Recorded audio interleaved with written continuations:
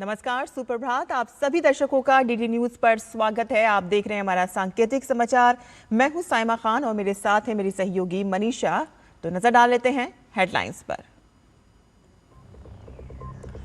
PM Modi Assam के 2 दिवसीय दौरे पर 36,279 करोड़ रुपए की विकास परियोजनाओं का करेंगे उद्घाटन और शिलान्यास।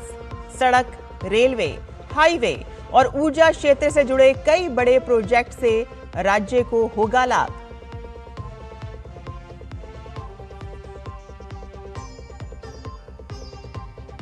पीएम मोदी ने शांति और सुरक्षा पर ईरान के राष्ट्रपति डॉक्टर मसूद पेजेश्कियान से फोन पर की बात।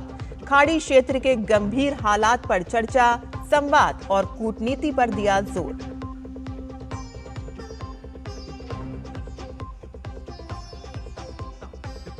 ईरान ने कुछ देशों के जहाजों को होर्मुज स्ट्रेट से गुजरने की दी अनुमति।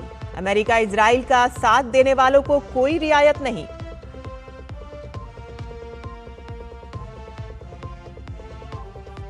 संसद के बजट सत्र के दूसरे चरण का 5वां दिन आज। प्राइवेट मेंबर बिल पर होगी चर्चा। लोकसभा में विनियोग विधेयक 2026 भी सूचीबद्ध।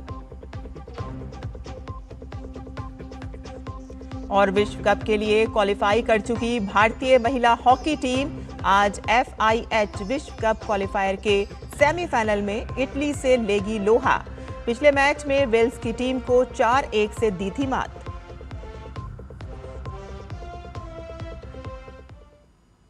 और अब समाचार विस्तार से।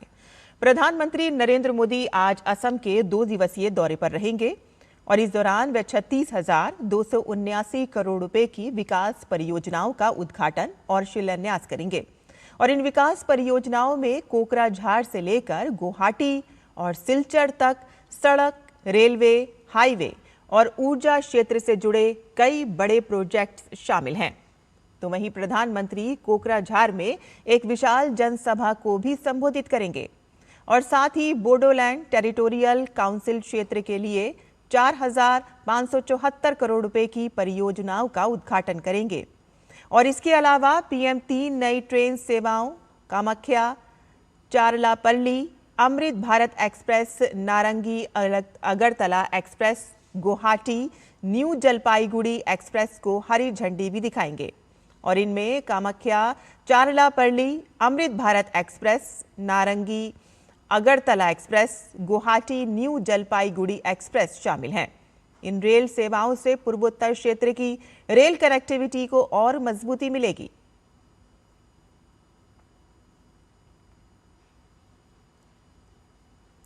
संसद के बजट सत्र के दूसरे चरण में आज अहम वित्तीय और विधायी कार्य सूचीबद्ध हैं। लोकसभा में आज 2025-26 के दूसरे चरण के अनुपूरक अनुदान मांगों पर आगे की चर्चा होगी और उस पर मतदान होगा। वित्त मंत्री निर्मला सीतारमण चर्चा का जवाब देंगी। और इसके अलावा लोकसभा की कार्यसूची में विनियोग विधेयक 2026 भी शामिल है। आज सदन रेल मंत्रालय और कृषि एवं किसान कल्याण मंत्रालय के वर्ष 2026-27 की अनुदान मांगों पर अहम चर्चा और मतदान करेगा। दोपहर बाद सदन में संविधान संशोधन सहित कई महत्वपूर्ण प्राइवेट मेंबर बिल पेश किए जाएंगे।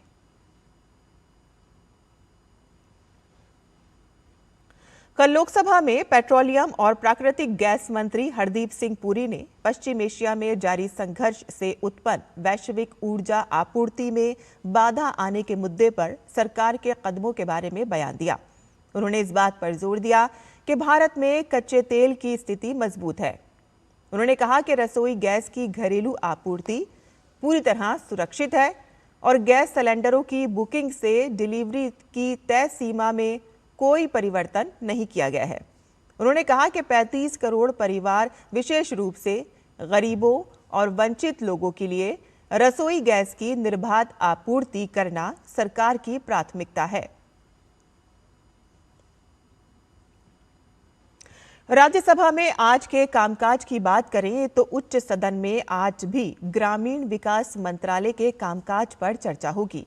तो वहीं शुक्रवार होने के नाते सदन में आज विधायी कार्य के तहत गैर सरकारी सदस्यों का विधान कार्य सूचीबद्ध है। और इस विशेष सत्र में सदस्य विभिन्न गैर सरकारी विधेयकों को पुनर्स्थापित करने, वापस लेने और पारित करने का प्रस्ताव रखेंगे। इनमें लैंगिक अपराधों से बालकों का संरक्षण विधेयक यानी कि पॉस्को और सूचना का अधिकार विधेयक जैसे अहम बिल सूचीबद्ध हैं। संसदीय कार्य राज्य मंत्री अर्जुन राम मेघवाल 16 मार्च से आरंभ होने वाले सप्ताह के लिए सरकारी कार्य के संबंध में वक्तव्य देंगे और इसके साथ ही रसायन एवं उर्वरक और इस्पात मंत्रालयों की आगामी अनुदान मांगों से जुड़ी विभागीय स्थायी समितियों की रिपोर्ट भी सदन में पेश की जाएगी।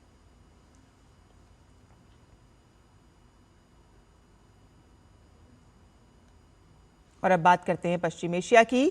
प्रधानमंत्री नरेंद्र मोदी ने शांति और सुरक्षा पर ईरान के राष्ट्रपति डॉक्टर मसूद पेजेश्कियान से फोन पर बात की है और पश्चिम एशिया में फैले तनाव पर विस्तार से चर्चा की।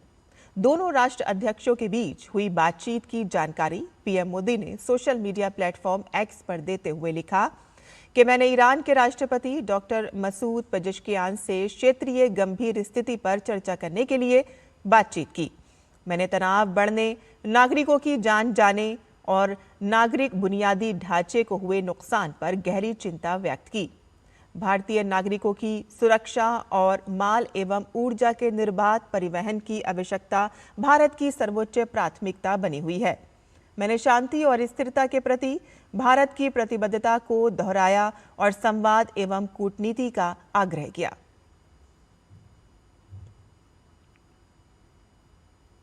अमेरिका, इजराइल और ईरान संघर्ष के बीच ईरान के उप विदेश मंत्री माजिद तख्त रवांची ने बताया कि ईरान ने कुछ देशों के जहाज़ों को होर्मुज जल डमरू मध्य से गुजरने की अनुमति दी है।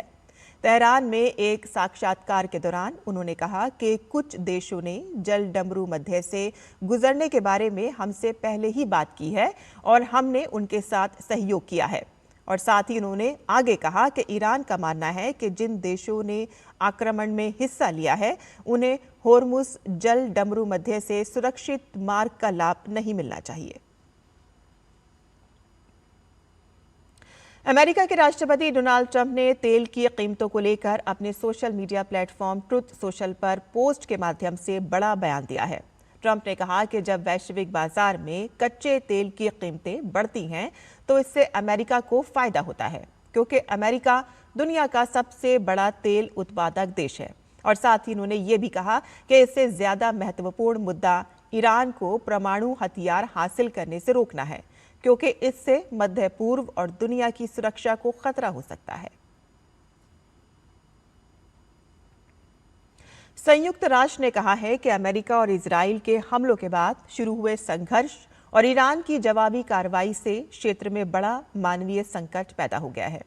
यूएन के मुताबिक अफगानिस्तान, ईरान, लेबनान और पाकिस्तान में अब तक करीब 41 लाख लोग देश के अंदर ही विस्थापित हो चुके हैं, जबकि 1,17,000 लोग सीमा पार कर चुके हैं। ईरान में ही लगभग 32 लाख लोग खासकर तेहरान और बड़े शहरों से सुरक्षित इलाकों की ओर पलायन कर चुके हैं। और साथ ही संयुक्त राष्ट्र ने सभी पक्षों से नागरिकों की सुरक्षा और बातचीत के जरिए समाधान निकालने की अपील की है। अमेरिका, इजराइल और ईरान संघर्ष पर अब अंतर्राष्ट्रीय समुदाय में चिंता और विरोध के स्वर उठ रहे हैं। गुरुवार को ग्रीस के एथेंस में हजारों प्रदर्शनकारियों ने अमेरिका के दूतावास के सामने मार्च निकाला। प्रदर्शनकारियों ने हाथों में स्टॉप दी वॉर जैसे बैनर लिए हुए थे।